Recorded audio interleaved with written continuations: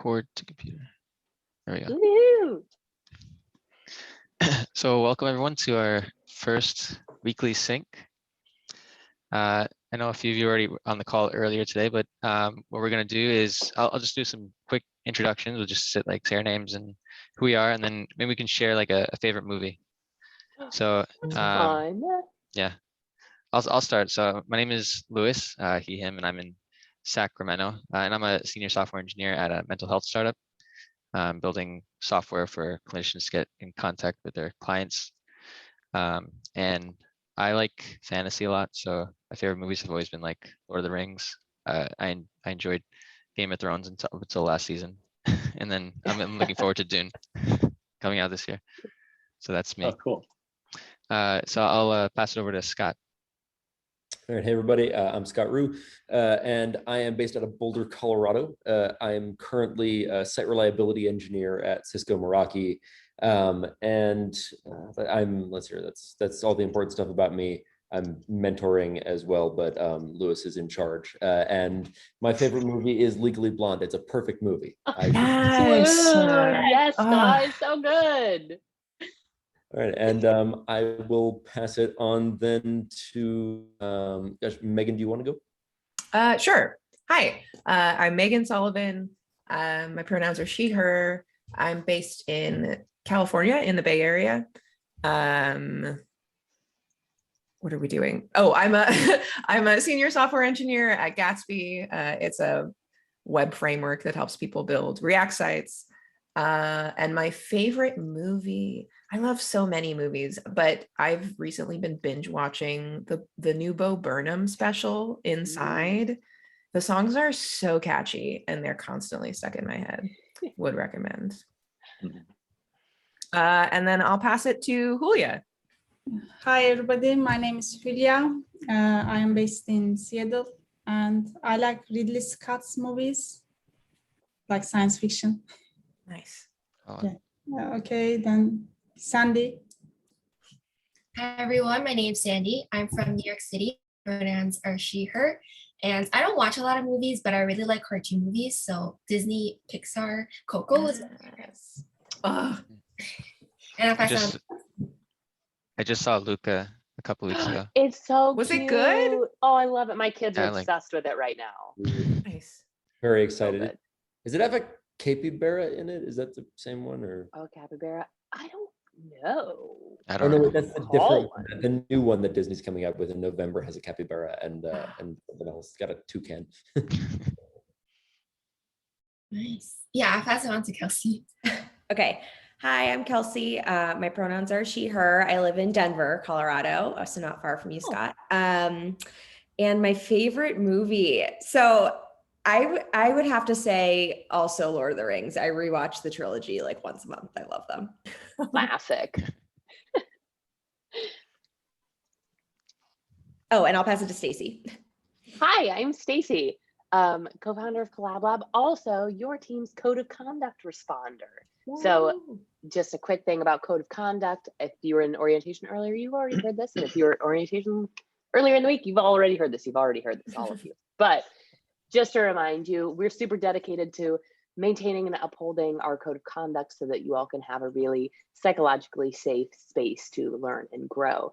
So I'm your code of conduct responder. In about 2 weeks, I'll be having a one-on-one with each of you, and it's just your space to talk about anything you want to talk about. I'm here for you. If you have any questions, comments, or concerns in the meantime, you can direct message me. And I'm here for you for anything you might need. Okay, anyway, Stacy, she, her, hers, Sacramento, California. I'm a front-end engineer at Zapier. And movie, I also don't watch a lot of movies. Like, movies are always playing, don't get me wrong. I have children. It's always on. But I don't ever actually watch them. So I think if I were going to say like my favorite movie of all time is probably It's a Wonderful Life, the Christmas movie. Aww. In fact, probably all of my favorite movies are Christmas movies. They all follow the same format. They make you tear a little bit and then you feel happy afterwards. It's fine. So that's me. Hi. And I'll pass it to Andrew. Hi, everybody. I am Andrew Hedges, the founder of Collab Lab, pronouns he, him. I'm in Portland, Oregon. I'm an engineering manager at Zapier. Stacy's on my team. Lauren Beatty's on my team. I'm the luckiest manager in the world. So my favorite movie is probably The Princess Bride. But yes, but I just saw Summer of Soul. And if you haven't heard of this movie, it's all about the Harlem Cultural Festival in 1969. And it was fantastic. It was so interesting. It happened the same summer that Woodstock happened, but nobody heard about it because of our systemic racism in our society. So, but it's like the music's amazing and just the cultural context that it puts it all in. It was just, I don't know, I was just blown away. It was so cool. I'd love to see it again. So that's me. Welcome, everybody. We also have Isa, who can't be here today, who I don't know much about, but his pronouns are he, him, and he is somewhere in the world where it's 3 o'clock in the afternoon. So East Coast somewhere. And we'll learn more about Isa next week. Awesome. So today, what I'll do is I'll just quickly go over the repository, and then we'll have a Git learning module, and we'll go over the issues, talk about like sort of the process for each weekly sync. So I'm going to share my screen to this one. Okay. So I think everyone here has access to our repository, right? Because I believe everyone made a commit to the contributors. So everyone's all set up locally. Also, if you go to our repository, there is an orientation file. So if you have any questions about what happened during the orientation, you can click this file here and it'll go through all the details. One thing I wanted to mention is for the weekly cadence, which is based on Sundays, since our weekly syncs are on Saturdays, you can sort of push these back a day. So this would be like the Sunday one, this would be the Monday one, and so forth, so that we would actually do the demos on Saturday for day 7. And this also goes over things on how to make Git branches and stuff like that, but we're going to go over that today too. And then finally, the project brief file. As mentioned in the orientation, every week you'll be paired with someone, and the project brief file will have those pairings here. And we'll go over the issues later on, but this will be like the week 1, week 2, and so forth. So if you ever have any questions about who you're paired with, you can always refer to this file here. And then I think in addition to GitHub, everyone should have received access to Firebase, which we'll be using for the project. One of the issues we'll have this week will deal with Firebase. So if you didn't receive an invite or you don't know how to access it, you can just send a message in Slack and I'll send over the link. But I think everyone here was invited to it. We'll just be using it for the Firestore database and hosting. But we can go over that more in detail later. So to start it off, we can do the Git learning module, which I think Scott will be presenting. Indeed, that is me. So I'll go ahead and share my screen. Let me stop there. All right. Oh no, host disabled participant screen sharing. Oh, how do I enable it? Let's see. There will be a button of some kind. Okay, try again. Okay, cool. Alrighty. Here we go. Everybody see my screen? Yeah. Yep. Can everybody see my screen is like part of Zoom bingo. So hopefully you all are taking your scorecards quite seriously. Right, so I want to talk to you all today about Git a little bit. It's a truly innovative way of managing source control that's free and used by basically everywhere. Some of the concepts are likely to be familiar to everyone, but we want to make sure everyone's on level footing as we're sort of going about this project, because it's really fundamental to everything we're doing. So I will go over, first of all, some key concepts for Git. I'm going to talk to you all about effectively what branching looks like and what different kind of how one would merge a branch. We're going to talk a little bit about different commands you can use in Git that are functionally necessary to navigate Git on the command line, just sort of the very basics for this one. And we're also going to talk about pull requests and very briefly about merge conflicts, although that's a topic that we'll probably handle on a case-by-case basis going forward. It's a good thing to know how to work on, and we're all going to be here to help. So don't be too scared by merge conflicts yet. That's the main point I'll be getting across about those. But anyway, first of all, I wanted to cover some of our basic terms that are just key items and how we'll be referring to specific things. On the ground floor, talking about Git is a repository. So this will probably be a review for many of you, but this is sort of the sum total of files being tracked. And this it sort of goes back to the fundamental definition of what Git is, which is a system that's used to track changes to a set of files over time. And those can be source code, but they can be anything else. And that's one of the reasons why Git is so versatile. But so a repo is just all of the files that you are sort of tracking. A remote is an endpoint that is generally kind of seen as the source of truth for those files. So an example for our project is that the remote for your Collab lab work will be the GitHub repository. So it is the shorthand for the remote that you cloned your project from is origin. So later on when we're talking about Git commands, we'll talk about origin in particular, but that's a way that Git describes the place, the particular remote that you got your code from. A branch is a working temporary copy of a repository. And so a branch usually starts on your local machine. It'll be something that you make, and then it'll just sort of copy over where the main branch is. And then you'll do a bunch of work to it. And eventually you'll merge it back into main. Main is the name for the source of truth branch, the authoritative branch for the repository, like what's meant to reflect, generally speaking, like the production version in a professional context. And a commit is a set of changes. It's a set of diffs that affect, in particular, a commit, I guess, is a set of diffs that reflect changes to a particular branch. So you've got, and we'll talk a little bit more about commits, but these are the fundamental unit by which changes get applied to a branch. And head is, in all caps like that, a pointer to the most recent commit on a particular branch, which can be useful to refer to. We won't go over this today, but some advanced Git work might include like resetting changes or like sort of uncommitting whatever the last commit was, in which case you need to reset to head. So the last commit, or usually head -1. So anyway, that's not something you should hopefully run into, but if you do, we're here to help for sure.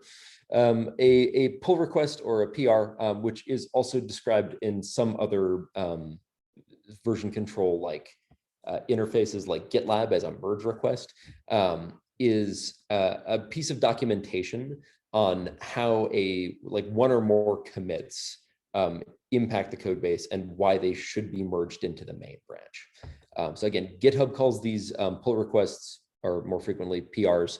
On GitLab, they're called merge requests or MRs.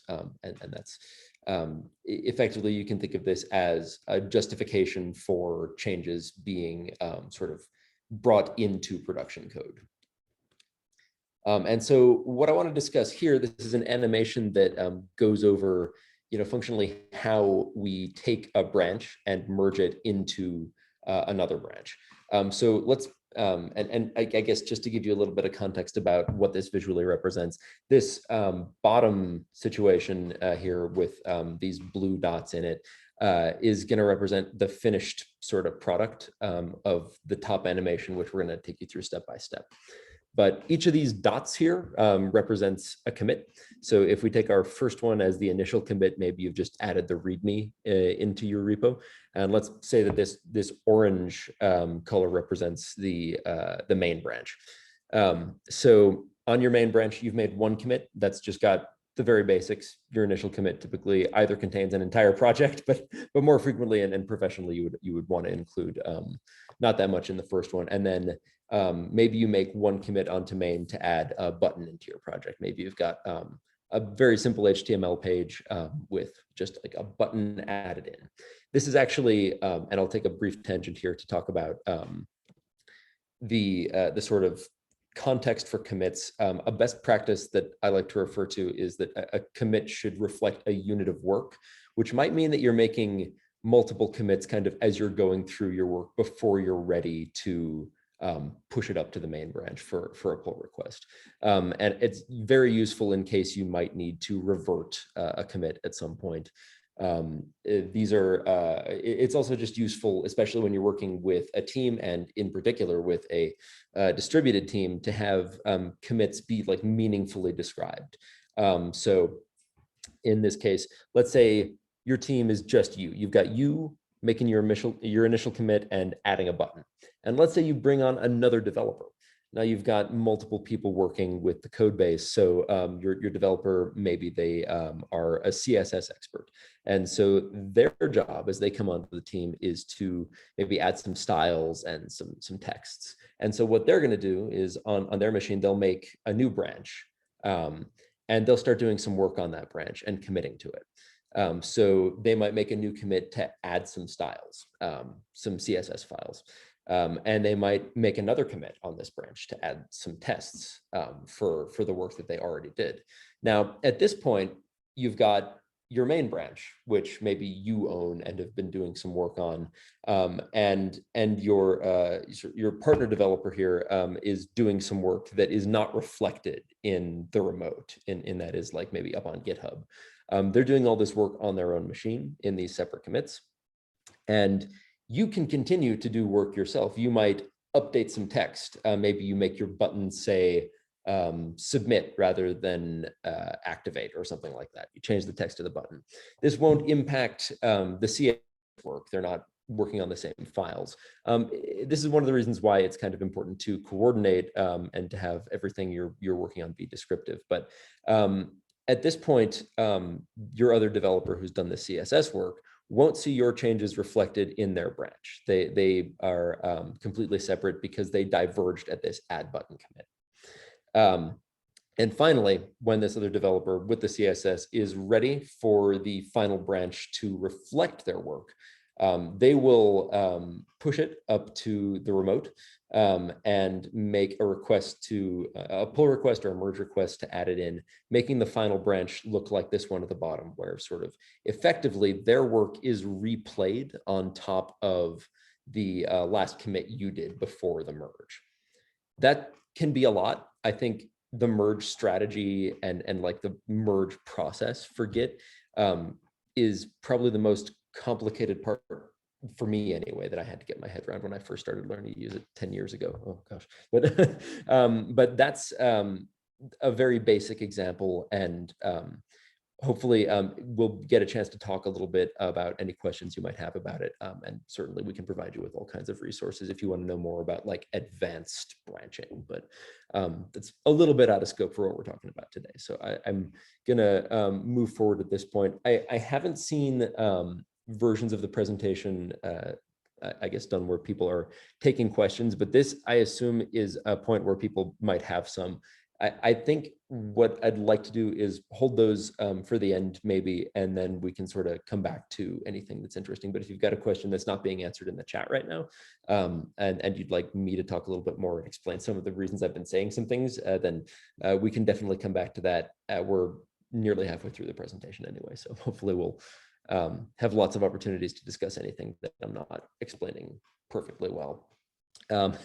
So at this point, we're going to dive into how to interact with Git as a command line tool. And I really love Git as a command line tool. I think it's incredibly well done. It's got a lot of really good examples of how you can interact more with shell-based tools if that's something that you haven't had a lot of experience doing, because Git is just very robust and very friendly. It's friendlier than almost any other CLI tool you'll probably ever use. So I really love getting to work with its commands, because I think they're largely self-explanatory, and it helps you as a command line tool when you get in over your head to kind of recognize that, usually before things blow up. But what we're going to talk through today in terms of Git commands are not all of the relevant commands you might use, and it's not even all of the basic commands. We're starting and going through a flow that is going to become really familiar to you if you're not as familiar with Git, and it goes check out, add, commit, and push. And so we're going to cover those 4 commands all in a row. They're not necessarily the first 4 commands you might use. I think there's sort of a step 0, which is to clone, git clone, and that grabs all the code from a remote repo and adds it to yours. But that one is very self-explanatory. So I'm going to talk you through some of these. I also have open the next screen over a terminal where I would love to maybe give some examples in case some of it is unclear. I think some interactivity might be useful, but I won't spend too much time on that. First command that you might use is checkout, and checkout switches branches is the main function of it. So that's the idea is you start off on the main branch by default when you're first opening up a repo after you've just cloned it. And you can change to any branch that you have locally with the git checkout command. And the git checkout command with the -b flag creates and then switches to a new branch. So that's very powerful. And it's the first thing you do before you start making changes to code, generally speaking, locally. And I'll give you an example of this and also like a couple of other peripheral items that might be useful. So let's hop into this fella, our own repo here for the TCL-28 Smart Shopping List. You can see right now that what we've got in here, sorry, is just a list of all the files. This is up to date. And we can see a list, in fact, of all of the branches that I have locally with the git branch command, which isn't covered in this tutorial, but I think it's important. Right now, there's just the main branch. But if we were to git checkout -b test branch, you can see, because I've got a handy dandy Z shell indicator, that we're now on the test branch. And there's other ways of checking this. For example, by running git branch again, we can now see that the starred one here is test branch. That's the branch we're on. But we can switch branches back and forth at will with git checkout. So that's the story on checkout. It's pretty simple. An interesting item to note with checkout and a thing to be careful about is that if you git checkout -b, let's see, if I were to go to this branch,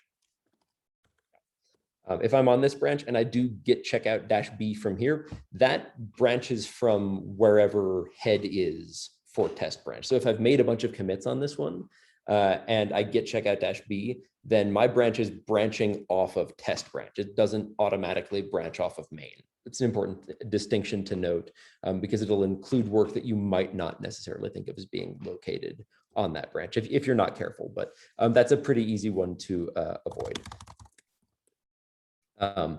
But you will also, it's important to note again the distinction between local and remote. So this test branch doesn't exist in GitHub until we do a later command called Git Push, which we'll talk about momentarily here. But right now, this only exists on my machine. And right now, it's a perfect copy of main at the time when I did git checkout -b, just to give you a sense of the state of things.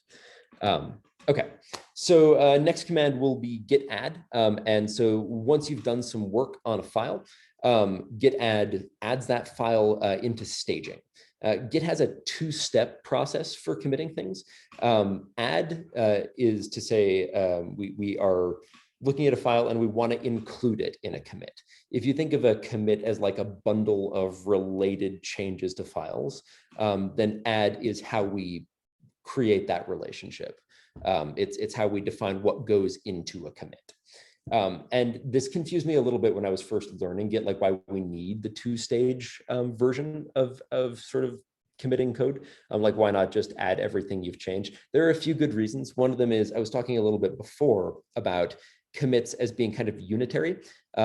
These things where you might want to include only related changes in a commit. Maybe you've done a bunch of work, but you only want some of it to go in a specific commit. And then maybe the rest of the work goes in a different one so that like related feature work goes into a single commit, which can then be reverted if you need to later, or it's like descriptive in that way. Another reason might be maybe you're doing local work that you simply don't want to be reflected in the remote.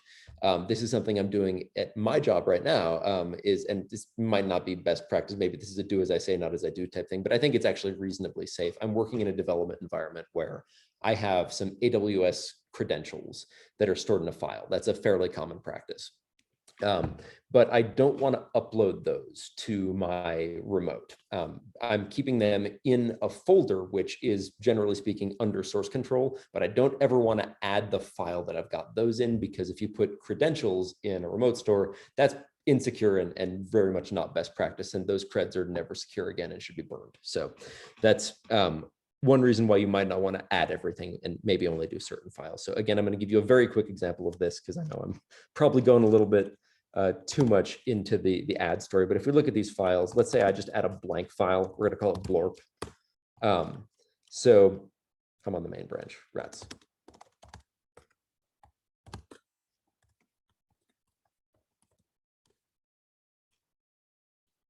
Spelling. Right, so I'm on test branch. I'm going to add a blank file called blorp. Right, that's ready to commit. So I want to add it. And a good way to keep track of what you've added and what you haven't is to use the git status command. This one isn't covered in the slideshow, but it's a good one to know. You can see what is to be committed. If we add another one, you can see that blorp is added, bloop is untracked. So not part of the repo, we're not tracking it. And if I wanted to just add everything, git add -a, which we also cover here. That's another good one to know. Bloop and blorp are now tracked on test branch. And there's actually one other item that I wanted to add. This is slightly more advanced Git, and I don't want to do too much with it, lest I go down a road that no one asked me to go down. But there's a really cool flag for Git Add that I think is incredibly useful. If I add in a line in this file, Git Add -p is really cool because it shows you which file you're looking at, which file you changed, and what you changed in it. I added 2 lines here. That's a really cool one. I'd be happy to show you how to use Git Add -p more, but it's pretty self-explanatory, and it asks you specifically whether or not you want to stage different parts of the stuff you've added. And it lets you back out if you actually decide you don't want to add it. So in this case, I'm going to say, no, I don't want to add that. And that's just a good way, I think, to maybe break up in case you've done maybe work across different parts of a large file and you maybe only want to add one part. But it's also really good to remind yourself of like what you've done before you add an entire file. You can see what's changed. There's other ways to see what you've changed in Git too, but we won't get into those just now. So now here's the big one, Git Commit. Git Commit is a command that without any arguments brings you into an editor. So that you can add a very detailed commit message. It's just it's a shell around whatever I think your default editor is. So for most of you, if you haven't touched anything, that's probably VI. And this is a really good way to add some detail to exactly what you changed in a particular commit. Git commit -m is a flag that lets you do a shortened version of that. And that can be really useful if you are just maybe doing 1 or 2 quick things, and 1 sentence or less will suffice. But that takes, like I said, an inline message, not multiple lines. And git commit -am is a combination of git add -A, where we stage all files, and git commit -m. So it grabs everything, including stuff you haven't explicitly added, and it commits it with an inline message. Again, that's really useful if you've made just a few changes and you know you want to include all of them in the commit. If you want to be a little bit more granular, it bears some caution using that. So I'll just, again, show you a quick example of this. Looking again at this in my terminal git status, we can see I've got these 2 empty files, bloop and blorp. I can hit commit, and this brings you to an editor. You need to hit A to edit in Vim. So I'll say this is a test change.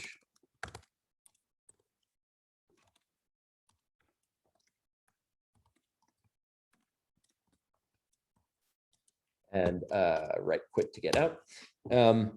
So now we have a commit that's on top of test branch. So another interesting way to visualize this, there's all kinds of tools that we won't talk about today, but you can see what commits exist on your current branch by running git log. Really quick one. This will show you the most recent commit on the origin main, which is also origin head, and on the main branch. Is the last one that I made a little while ago, which is update contributors.markdown, which is where I just added myself. And you can see that head on the test branch is at this commit, which is just like, that's the top of the commit stack locally for me. Git log shows you everything that everyone's done, and it shows you what the corresponding like branch relation is, as long as you have like access to that branch. So kind of interesting and really useful for just checking your work and seeing what you committed and maybe where everything else is. Right. And so finally, and this one I won't demonstrate because I don't want to send a new branch up with my nonsense changes in it, but Git Push will send your work to a remote. So once you've got a commit, and this only includes committed work, not tracked work that isn't in a commit. It takes any commits that are outstanding between your local branch and your sort of like upstream branch to that remote. In this case, we're going to talk a little bit about origin for just 1 second. Origin is, again, it's a handy reference that refers to the remote that you got the code from.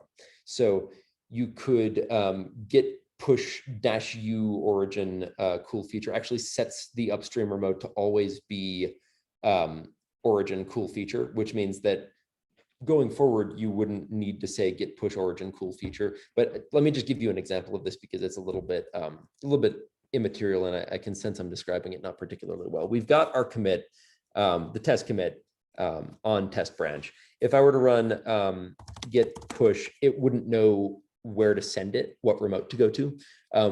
Ordinarily, you need to give it a sense of what the remote is. Our remote is origin. And you would want to push to an origin, usually with the same name as the branch you're on. So in this case, test-branch. And I guess it won't break anything if I send this up to the TCL-28 Smart Shopping list. That would produce a new branch upstream, and it'll give you a handy-dandy link to follow, which, sorry about that. So this is a link that automatically lets you open a pull request. We'll talk a little bit more about pull requests very shortly here, but now my branch is on the remote with that one commit in it. So that is how you reflect something upstream in the remote. It's at the origin and it's on a branch on the origin with the same name as the local one. So that's what this defines. We're making a new branch on the remote. And so what this defines here, push-u origin with the name of the branch upstream, is it sets a default on the branch you're on so that you can just use Git Push and it understands, when you say Git Push, that means send it to the origin on the cool feature branch upstream. So that's a handy way to not have to type Git Push origin and then the name of whatever branch you're doing really quickly. So hopefully I haven't done anything really bad just now. Someone will tell me later if I have. But anyway, finally, just to kind of complete the picture, there's git checkout main would bring you back to the main branch we've already talked about. And git pull is an important command to get the most recent version of the changes on whatever branch you're on. So I'm just going to check out main again. There shouldn't be any changes because I haven't merged anything into main, but I'll run git pull anyway. Git pull already knows where I'm at. And so anyway, that's fine.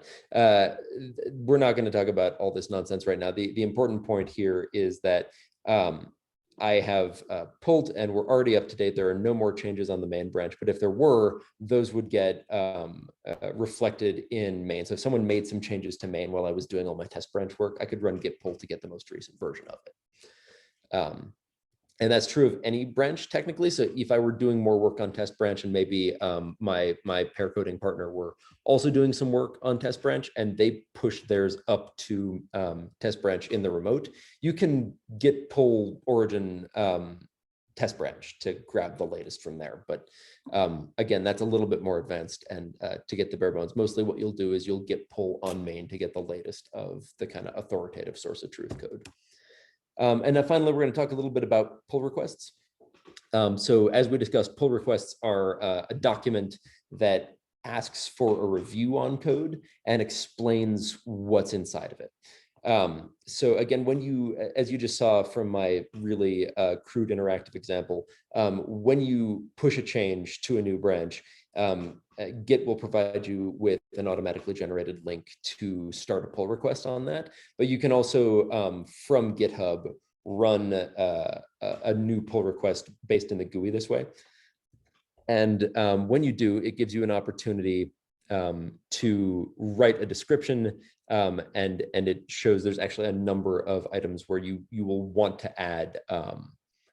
Let's see here. There are some good examples about this that we'll get into a little bit later. But finally, I guess when you're done writing in your description, writing in all the necessary fields you need to fill out, you'll click create pull request, and someone will be able to review it. Once it's approved, you can merge it into the main branch.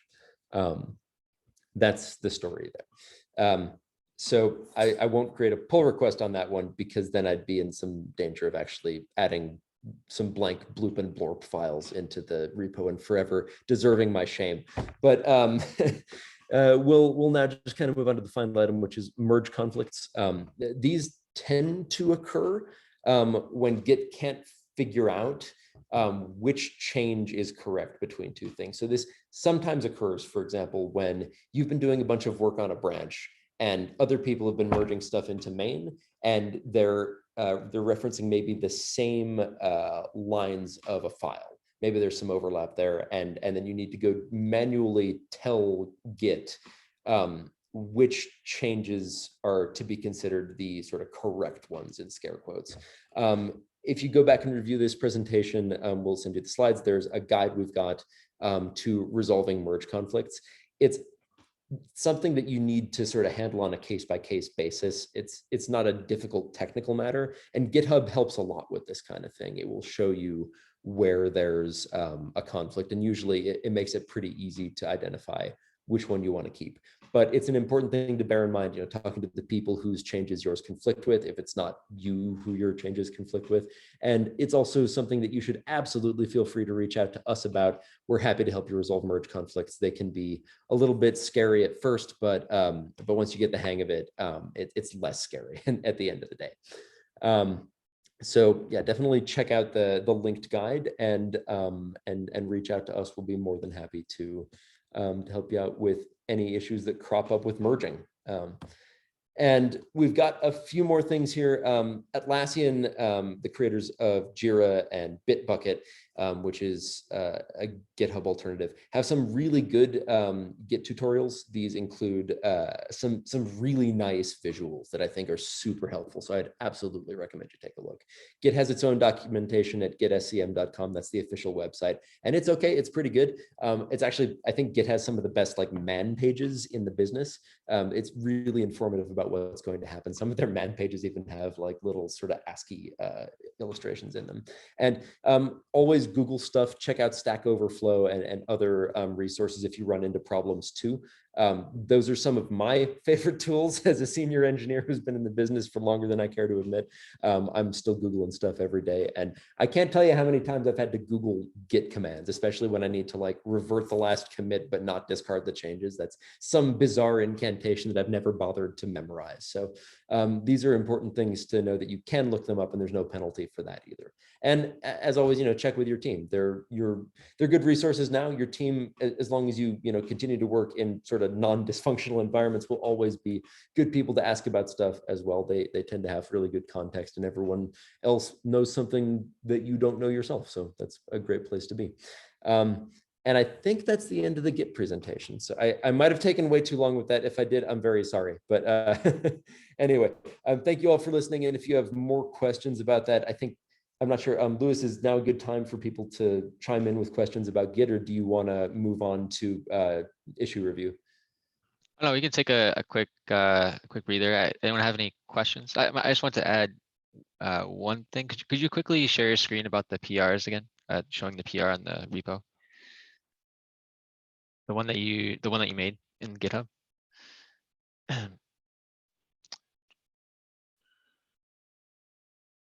Oh yeah, and then if you want to create a draft PR, you click on the down arrow, and you can just create a draft pull request, which means it doesn't actually get open, but it's available for people to view. So I recommend doing that. You can just have it there. It's not ready for review, but people can actually see what you're doing, and you can get feedback even if you're not done working on it. So that's a good way to do that. And then if you think using the command line is a little intimidating, I know that VS Code and a ton of other IDEs, they have a GUI built in for GitHub. Like you can easily create branches, I think, in VS Code. You can commit, you can add stuff to branches, and you can see what branch you're on in VS Code. So that's also an alternative. But of course, you're definitely more, you should be safe here, making mistakes. And I would definitely recommend trying to learn command line here, because it's definitely a valuable asset to learn in development and gives you some experience in this group. So it's very open. You can make mistakes. We can help out and get you up to speed. So I definitely recommend it. I'd agree with that. I also recommend Sublime Merge is a great tool that does visualization as well.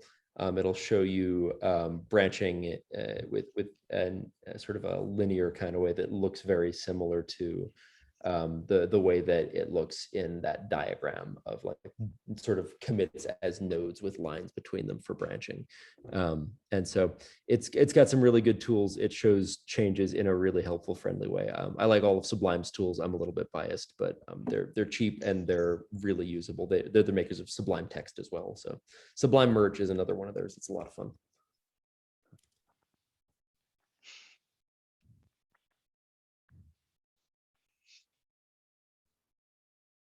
So does anyone have any questions about the menu module? Good. All right. So the next piece is we'll go over the issues for this week, which I think Megan will be going through. Yeah. Let me share my screen. This one. Okay. So I have opened the project brief just so that we can see what the pairs are for this week.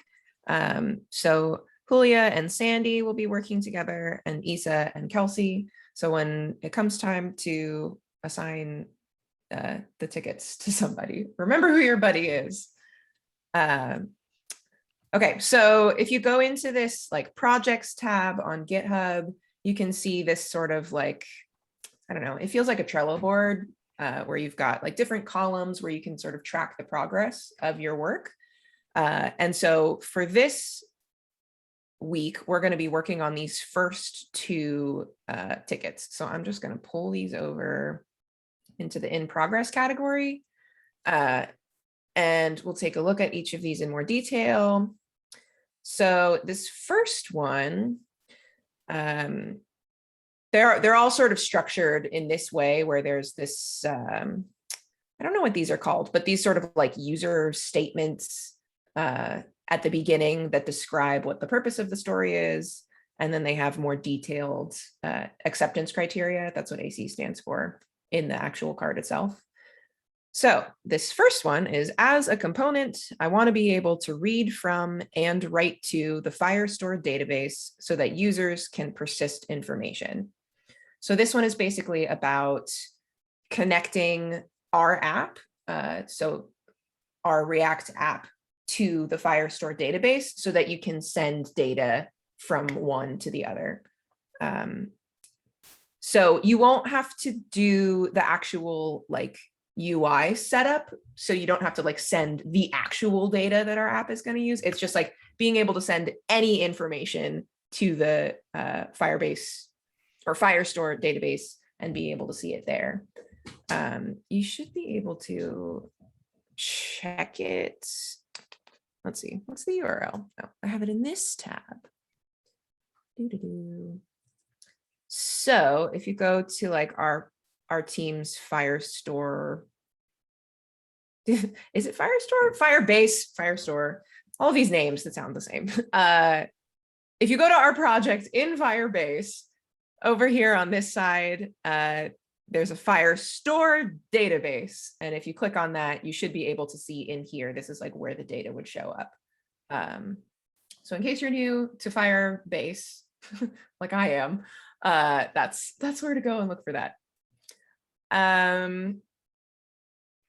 Any questions about this story? Okay, cool. So then the second one, the second one is, as a user, I want to be able to navigate between the list view and the add an item view so that the interface is clearly delineated between viewing and adding.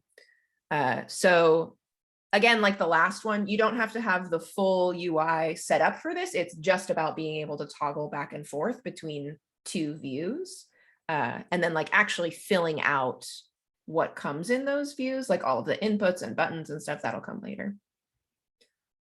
So for this one, you've got some other acceptance criteria here. It tells you a package to add, React Router DOM, and then you can just add some links to switch between the two views. And then when you click one, it should update the URL and take you to the other view.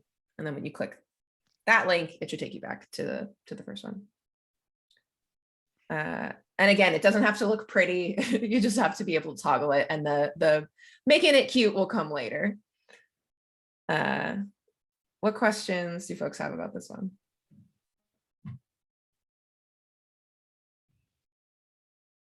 All right.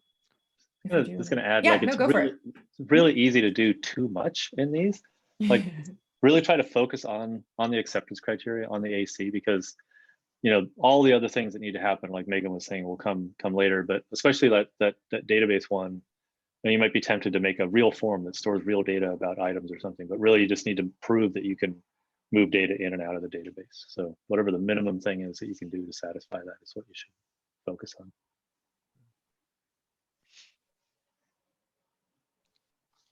Any questions about either of these?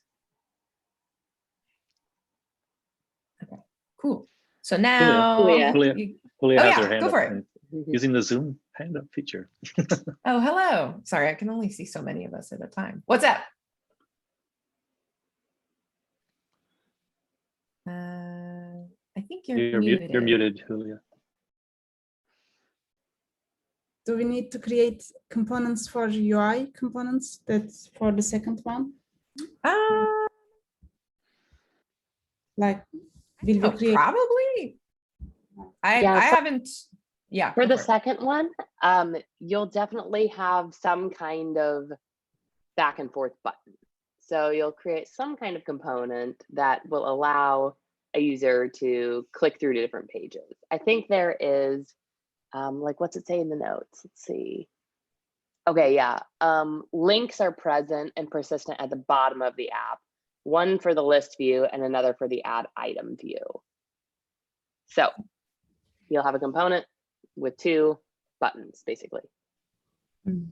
But I mean, you probably would want to have a list component and add component, and just have have the app switch between them as well. Yeah, those will definitely be pages or components, depending on which way you do it. It's up to you. Get creative. Don't get too styly with it though. Like Megan said, there's a whole, if you haven't already looked through all of the issues on the project board, I would totally suggest just go and read through them, because it'll give you a better idea of what's to come so that you don't do too much work. So for example, in the very last one is you're going to spend a bunch of time with your whole team just styling the app. So I wouldn't spend any time styling right now. There's a few things you'll want to do to style it so that you can look at it and not want to gag, but don't like get super styly with it, because a lot of that will probably end up getting undone when you and your team collaborate on your vision for what the style of the app should be. Cool. So one of the issues this week is very like database heavy, like how are you going to connect to the database? And the other one is routing heavy. How are you going to route throughout your app? Those are the two kind of themes this week. Is either of the pair interested in working on one issue over the other, or does anyone have preference for what they want to do? Speak now, or we will randomly assign. First one is okay for me. Okay. Okay. It's Sandy. Okay. Add. So Julia and Sandy will work on the Firebase. Cool. Kelsey and Issa can work on the React router. Okay, say that again slower. This one is Julia and who? and Sandy. And Sandy. Okay, cool. Which means this one is Kelsey and Asa. Yeah.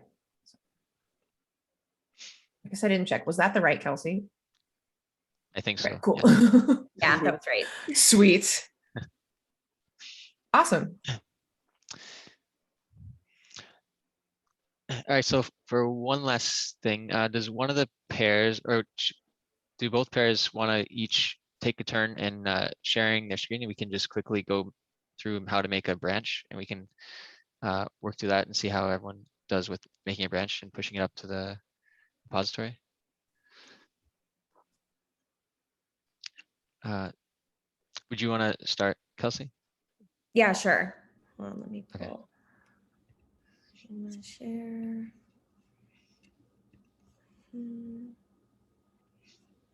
Okay, hold on. Sorry, I have two monitors. I want to like get my things organized.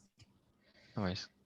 It's the story of life is trying to get Yeah. my tabs under control. I have so many things open. It's just Same. a little bit anxiety inducing. Okay. It's a way of life.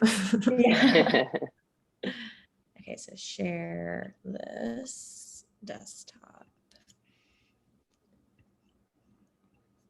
Okay. Fine. All right, put this.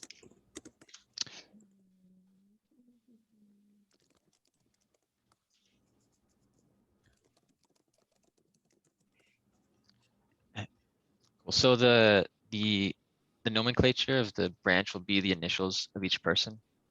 So Okay. you can do git checkout and then -b, and then you can do your initial followed by Isa's initial, which is IA, Mhm. and then a description of the issue. So you can just put like Firestore or something. Okay. So what am I doing? Router. Oh, router, sorry. Okay, gotcha. And then next is you'll do a git push. Yeah, git. If you do git push Okay. and you didn't already push it, it'll give you an error, and then you can just copy and paste what it says. That's usually what I do because I'm lazy. Same. So just type git push and then just copy that line. Oh, this one? Yeah. Gotcha. Okay.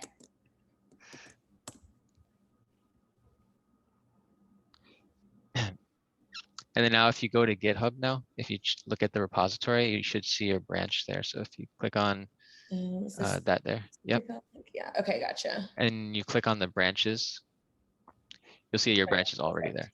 So Great. awesome. Beautiful. Great work. So Sandy or Julia, do one of you want to try it as well? And then the other one can try pulling it down to their computer. Yeah, I could do the French. Okay.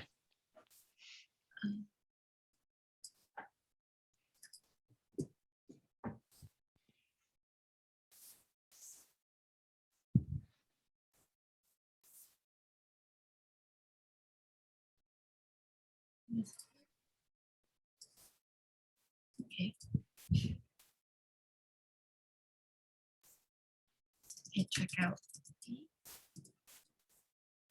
Yep, and then your initials. HK. Okay. Yes. K. Fine. Base. Yeah, that's fine. Push. Yep, and then just copy that line there.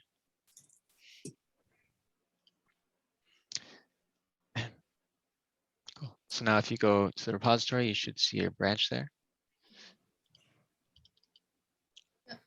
Cool. So now, Julia, can you share your screen and try pulling down that branch?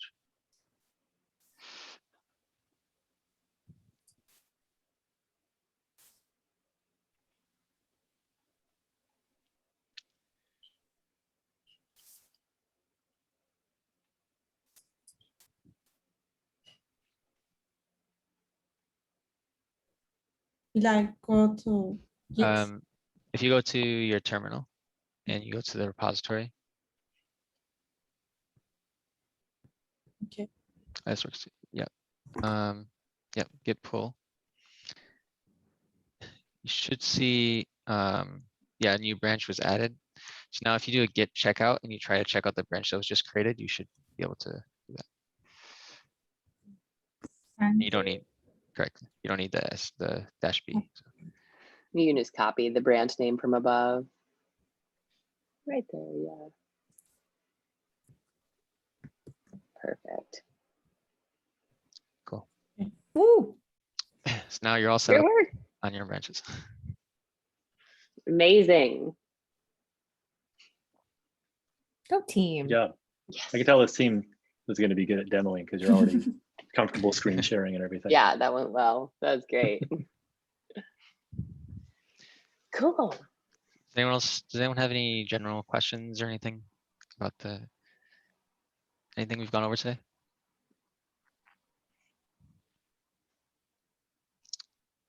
Cool. So so this week we'll be working those issues. Just make sure we'll make a Slack thread so each pair can discuss their topics and meet up.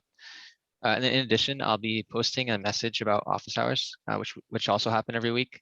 And that's an optional thing, but it's like an hour-long meeting where we can just go over anything. We can go over the project or any work or job stuff or anything you want to talk about. So I'll set up a doodle to schedule that for everyone. And then, yeah, just be vocal on Slack because we'll always be available. And just let us know if you have any questions. The very next thing you'll want to do is just reach out to your partner and do it like publicly so all your mentors can know like when you're pairing and stuff. But reach out and kind of schedule some time to start jamming on the issues. And ask all the questions. Stuff's going to come up. All You're of going to be like, oh, we could do it this way or that way. If you're not sure, ask your mentors. That's what they're here for. So good job, everybody. Great work. Yeah, nice job. Excited to see what you build. Yep. Cool. All right. All right, see Take you all care. on Slack. Bye. See you. Bye. On Everybody.